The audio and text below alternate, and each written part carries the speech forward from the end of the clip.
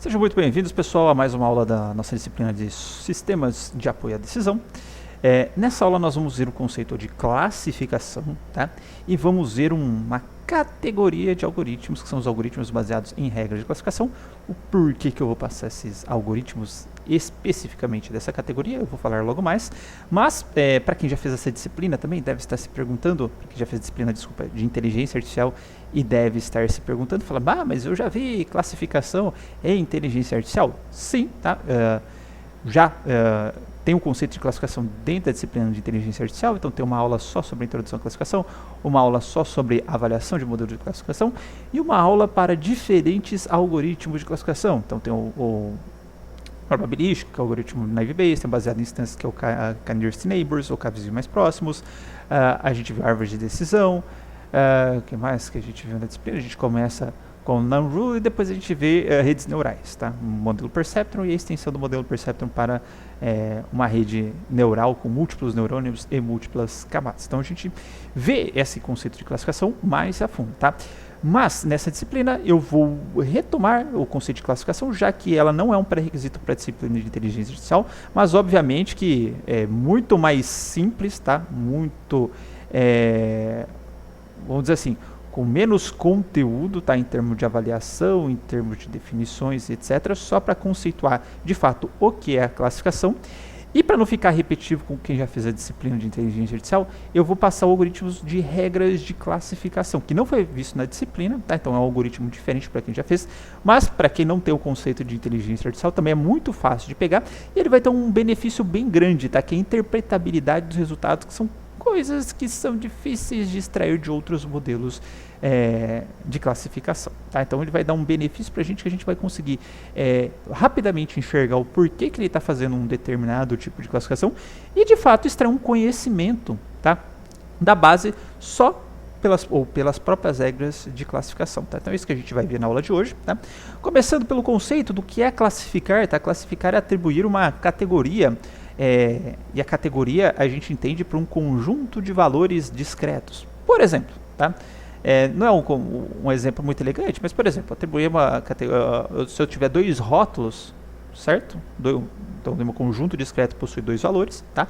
Um desses valores é feio, outro desses valores é bonito, tá? Então eu posso pegar uma pessoa ou várias pessoas e categorizar essas pessoas, ou seja, atribuir um rótulo a essas pessoas, pessoa feia, essa pessoa bonita e etc, tá?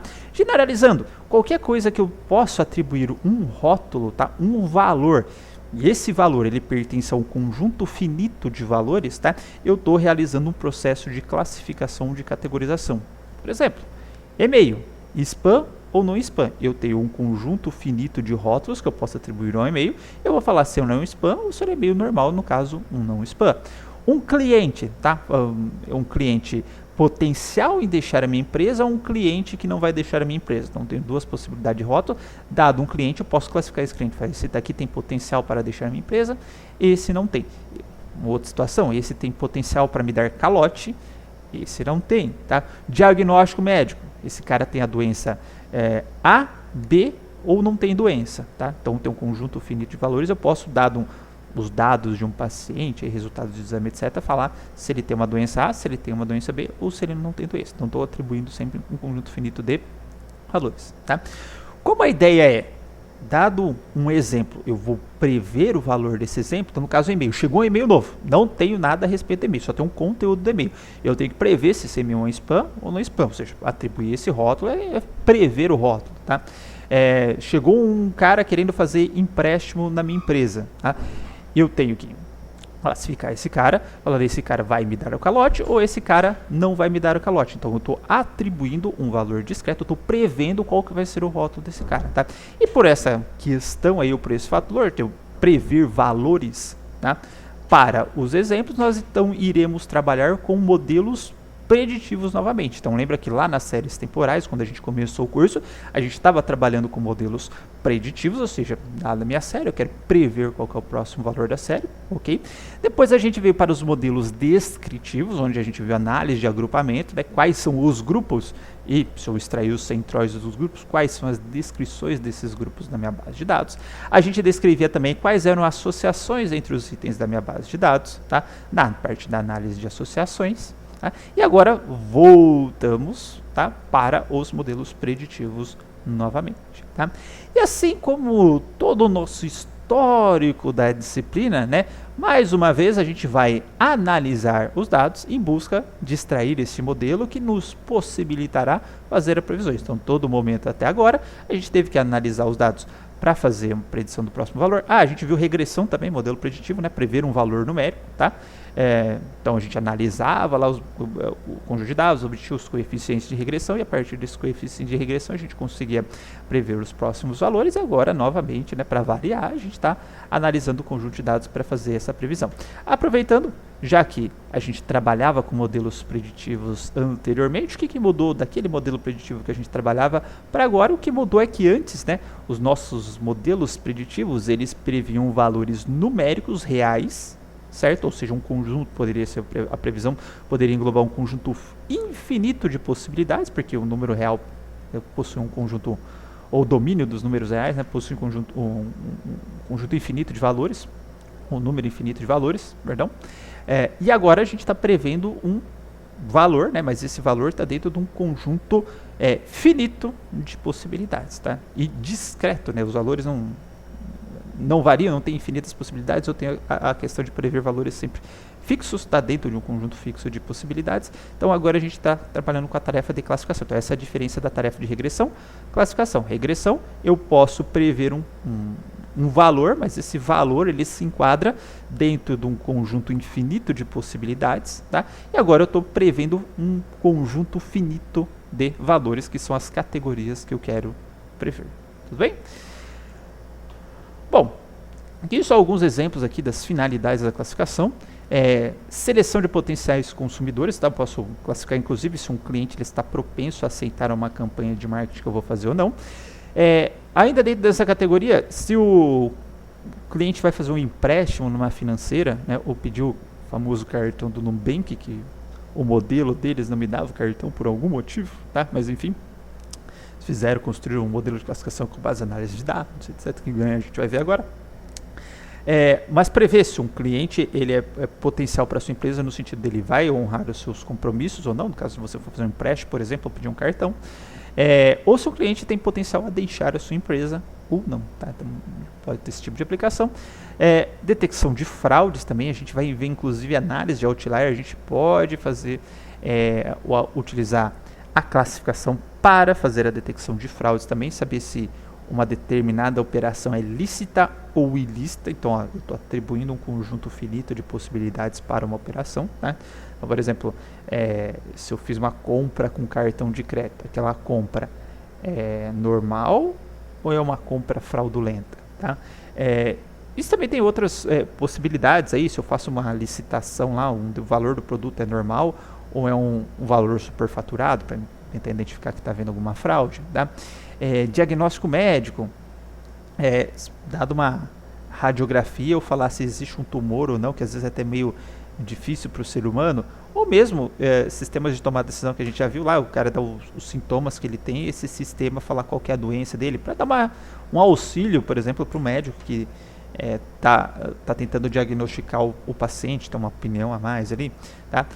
Redirecionamento de e-mails, então chegou um e-mail, eu posso redirecionar para minha caixa de spam ou para minha caixa de entrada, ou ainda dentro de uma empresa, chegou e-mail, falar esse e-mail que chegou aqui é para financeiro, tá? Sobre finanças, vou encaminho para o financeiro, esse e-mail aqui é para o RH, eu encaminho para o RH, enfim, tá, são várias as aplicações que basicamente englobam tudo que, dado um exemplo ali, um objeto, uma instância, eu quero atribuir um rótulo para aquela instância, né?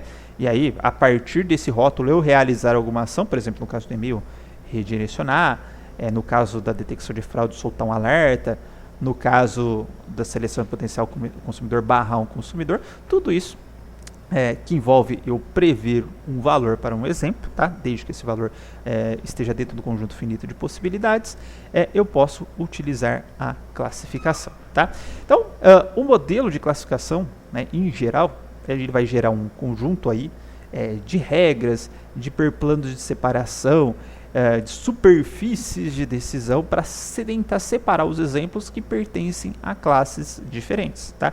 Então, aqui eu coloquei alguns exemplos gráficos de vários modelos de classificação, tá? Dos quais a gente já viu na disciplina de inteligência artificial, para quem fez disciplina de inteligência artificial. Então, por exemplo, aqui eu tenho as árvores de decisão, aqui eu tenho os hiperplanos de separação gerados por diferentes neurônios e uma rede neural, aqui eu tenho a superfície de decisão formada pelos cavezinhos mais próximos, não é bem a superfície de decisão, mas quais são os exemplos mais próximos que ele está utilizando para fazer a classificação.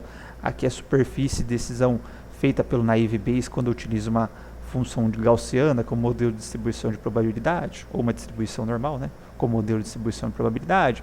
Aqui tem a máquina de vetor de suporte, que tenta achar um hiperplano de margem máxima de separação entre os exemplos de classes diferentes. Ou seja, eu tenho várias possibilidades de pegar um conjunto de dados e tentar induzir aí um hiperplano, enfim, uma superfície de decisão, um conjunto de regras que no final das contas vão virar uma superfície de decisão para eu conseguir separar os dados, tá? Mas como eu falei para vocês, especificamente na aula de hoje, a gente vai ver os algoritmos, vai ver a ideia dos algoritmos que vão analisar esse conjunto de dados e vão tentar extrair regras de classificação, tá? E por que isso? Por dois motivos. Uma aqui, quem fez a disciplina de inteligência artificial não vê esse tipo de algoritmo, então não fica repetido, mas não só por isso, tá? Porque os algoritmos baseados em regras, ou as regras de classificação, elas pertencem ao paradigma de aprendizado simbólico, tá? Lembra lá da regra de associação que eu já tinha falado sobre paradigma simbólico também? O que significa paradigma simbólico? Significa que você bate o olho, tá? E você consegue entender o conhecimento que foi extraído por meio daquele algoritmo, tá? Então ela é facilmente interpretável, eu posso usar, portanto, tanto para realizar a classificação automática, quanto para entender, tá, o conhecimento presente na base, tá? A gente já vai ver exemplos de conhecimentos embutidos na base mais para frente no exercício, mas só vamos tomar como exemplo esse conjuntinho de regras aqui que eu extraí do livro do Tanque. Não sei se eu já falei antes, mas é o meu livro de cabeceira aí, o Introduction to Data Mining, depois tem a referência lá no final. Mas perceba o seguinte, ó, aqui eu tenho 5 regras, aqui pode dar confusão, aqui que esse R1, R2, R3, são regras, regra 1, regra 2, regra 3, regra 4, regra 5, tá? Perceba que a hora que eu olho essa regra, tá, eu rapidamente consigo descobrir o porquê que ele está classificando um animal como pássaro, que não tem parto, gives birth, não parto, que é a ave botar ovo, né, então ela não pare, tá? E é uma criatura aérea, então se não pare e é uma criatura aérea, então é um pássaro. Se não pare e é uma criatura aquática, é peixe. Se pare, mas a temperatura do corpo é warm blood, é sangue quente, né? Então é um mamífero.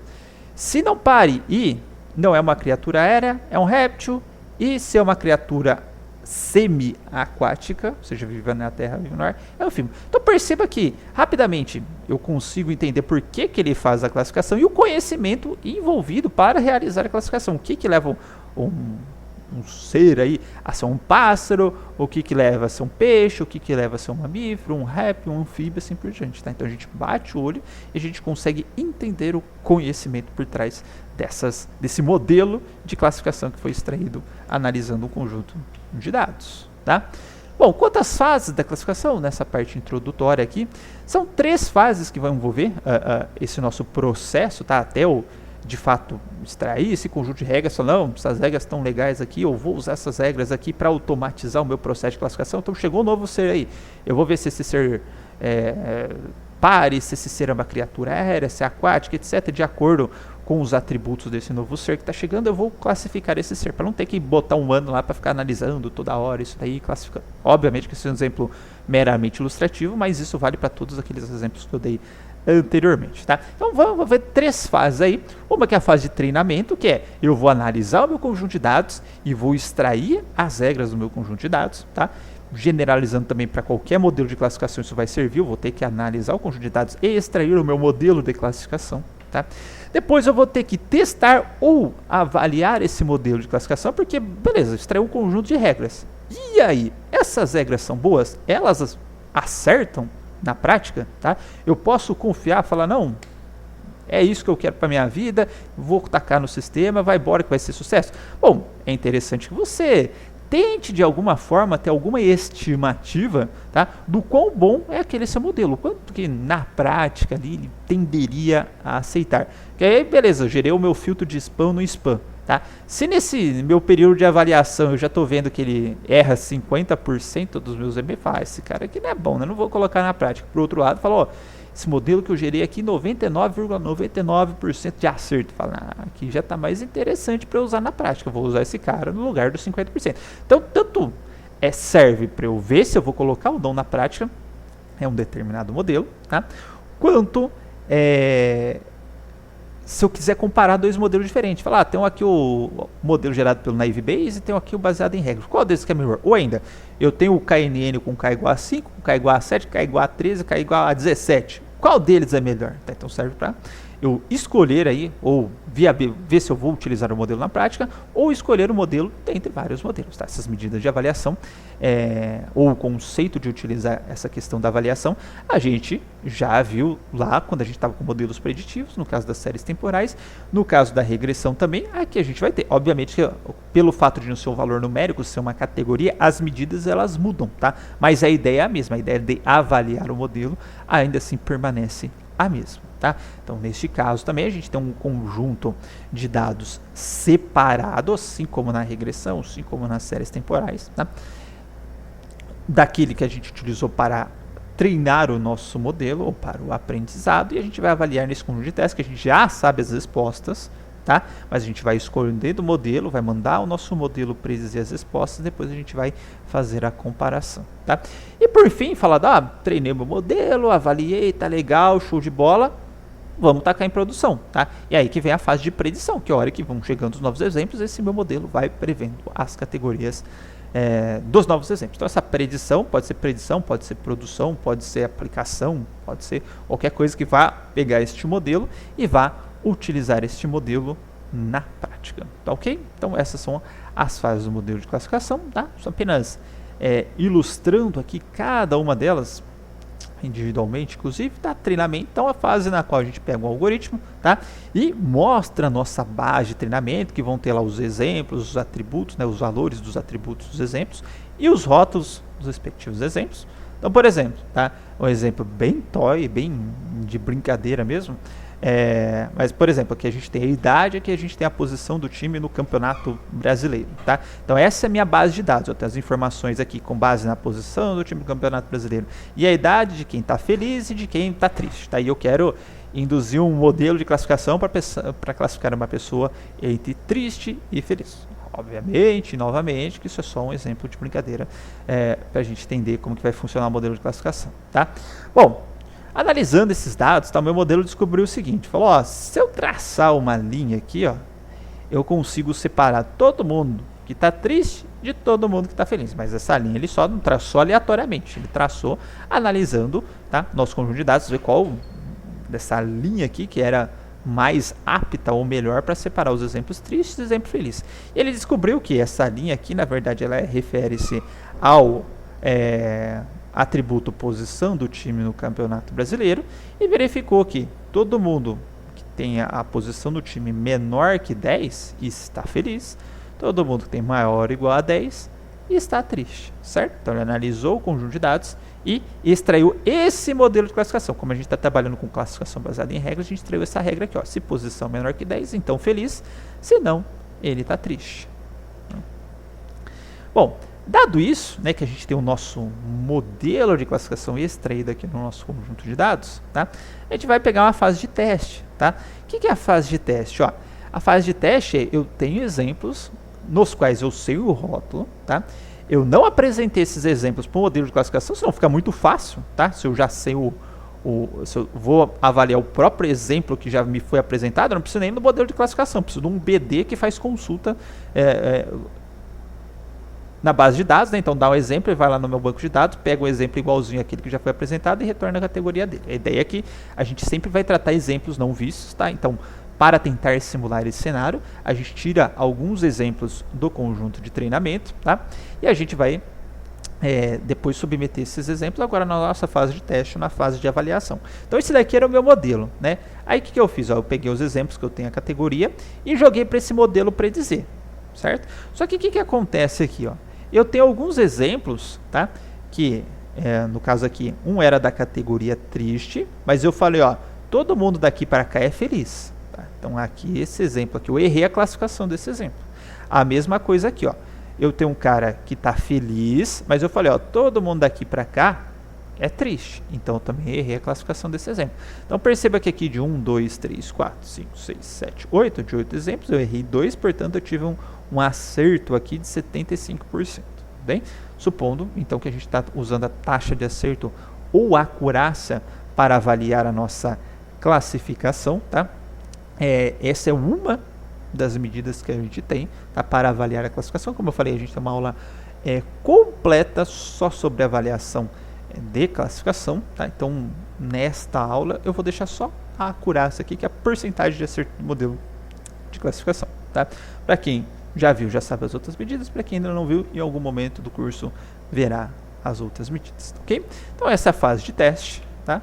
E depois na fase da predição, ó, falei, beleza, 75%, tá legal, é uma acurácia legal, eu vou colocar esse modelo em prática para classificar se as pessoas estão felizes ou se elas estão tristes, tá? Legal. Então aqui eu tenho exemplos nos quais eu não sei o rótulo, mas eu vou conseguir rotular esses exemplos automaticamente, porque ó, todo mundo aqui para cá é feliz, então essa galerinha aqui vai ser feliz também. Todo mundo daqui para cá é triste, essa galerinha aqui vai ser triste também. Simples assim. Tudo bem? Bom, então é isso a nossa primeira parte da aula, nossa introdução à classificação, tá? Eu vou apresentar, antes de entrar nas regras de classificação, um conceito chamado de discretização, tá? Que vai ser útil em diversos momentos, tá? Inclusive de coisas que a gente já viu anteriormente, que vai ser útil aqui também, tá? E depois a gente vai para as regras de classificação, tá? Então até lá.